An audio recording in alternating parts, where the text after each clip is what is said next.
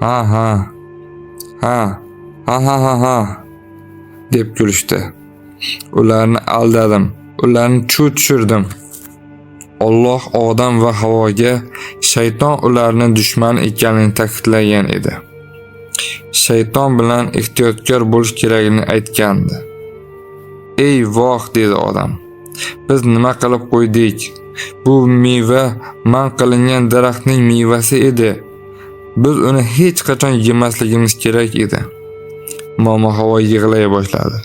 Ikkalasi ham qilgan ishidan juda afsusda edilar. Odam ato va Momo Havo Allohga tavba qilib kechirim so'rashdi. Alloh taolo ularni afv etdi. Chunki Alloh kechirishni yaxshi ko'radi. Ammo ular endi jannatda qola olmasdilar va Alloh ularni yer yuziga jo'natdi. Odam ato va Momo Havo ko'p yillar davomida yer yuzida yashadilar. Dunyoda yashash unchalik oson emas edi. Lekin Alloh odam atoga hamma narsani o'rgatgan edi. Masalan, ekin ekish va non tayyorlash, baliq ovlash va albatta olov yoqishni ham. Keyin odam ato va Momo Havo ko'p farzandlar ko'rishdi.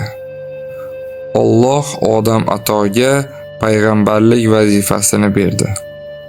Odam alayhissalom farzandlariga doimo Allohni tanitdi va shayton ularni qanday aldagani hamda jannat qanday go'zal joy ekanligini haqida ham ta'lim berdi. Hammasi mana shunday boshlandi. Biz hammamiz Odam alayhissalomning farzandlarimiz. E'tiboringiz uchun rahmat.